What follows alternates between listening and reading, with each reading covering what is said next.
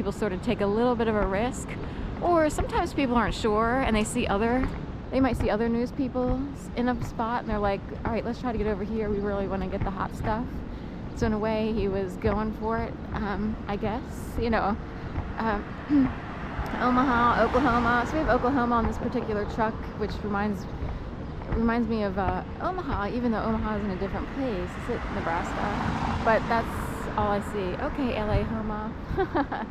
You could read it that way. I'm wondering who got this specific U-Haul truck, if they were able to request it. Anyway, but to witness that was upsetting, and I wondered how effectual, like how many people he affected, to show just how scary it is to even just be a journalist, to stand up for American democracy. Even if you aren't a supporter of protests, we do live in a democratic country.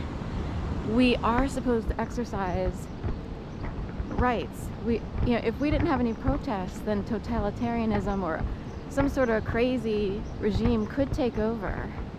So in a way, these people are heroes, because who else is going to do it? So anyway, the guy on CNN, hopefully he gets a raise. It was hard to watch. It's hard to watch anyone being tackled and by military or whatever groups. But to see a reporter who normally wouldn't be in that situation, who's like maybe having a second of,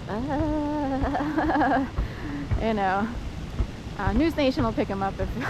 I actually like News Nation because it's totally the rules of normal broadcasts, don't apply. They have more freedom to do certain things. There's still money in it. So you can still make money as a journalist and reporter, if you will. So I don't know. We have a few hours to get these fountains turned off.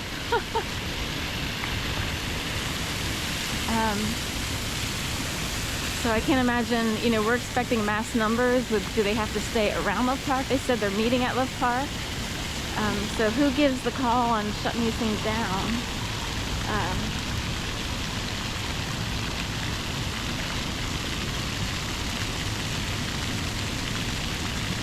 And it gets pretty slippery here if you don't have the right shoes. Who gives the call on shutting down the water? I don't know. Unless it's like protest sabotage to keep water fountains up. So, so people have to sort of like, in a way, it's crowd control. You know what I mean?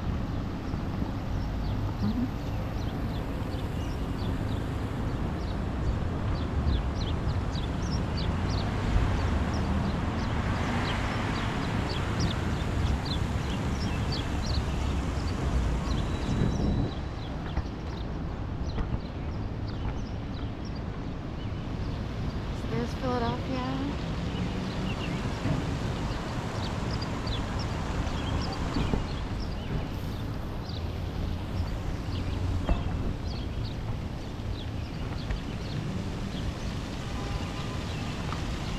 So someone get on the horn with the fountains.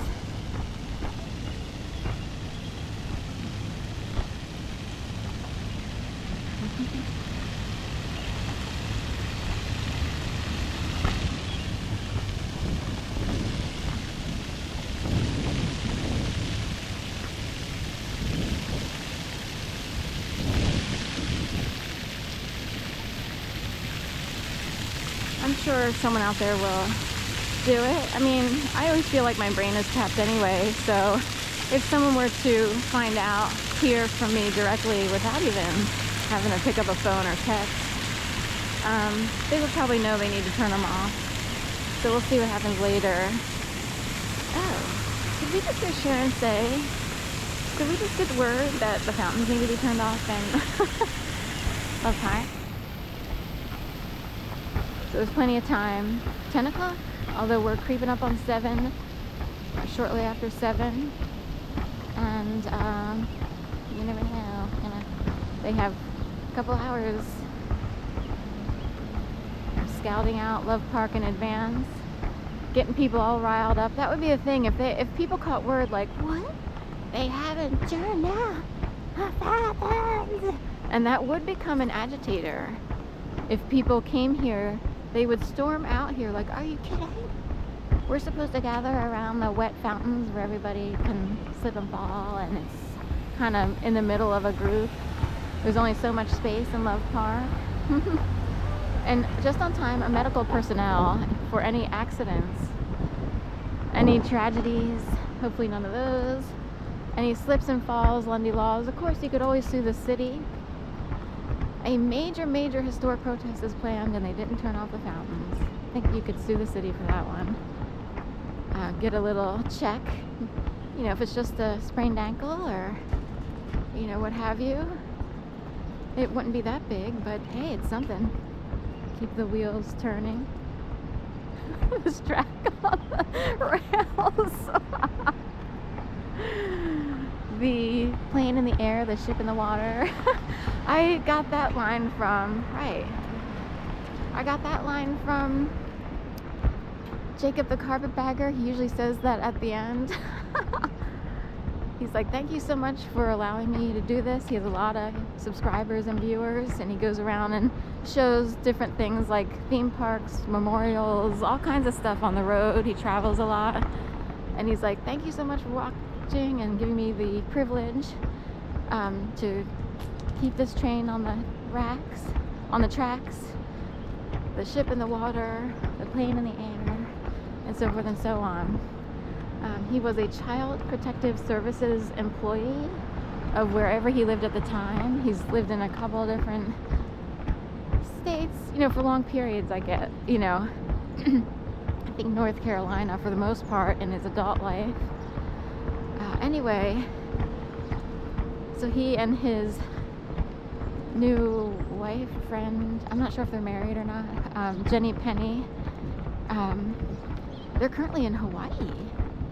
And in fact, Jenny Penny broke out into tears when they exited the airport, and she couldn't believe they were actually in Hawaii. So wait, how much do you love seeing people who deserve to actually be, like, stay in Hawaii?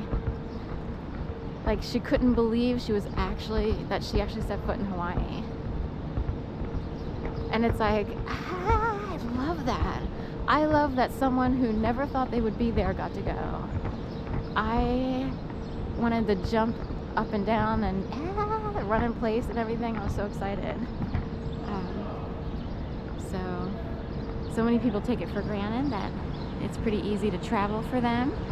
You know, lots of business people, and maybe that's no big deal, but to see someone who never thought they would be in Hawaii, you know. And Hawaii, it's been around a long time. It used to be like a big deal, like, oh, go to Hawaii, you know, back when I was growing up, but it still is. Even to me, I've never been to Hawaii, and I would almost have the same reaction. I think I would, like, I can't believe I'm in Hawaii.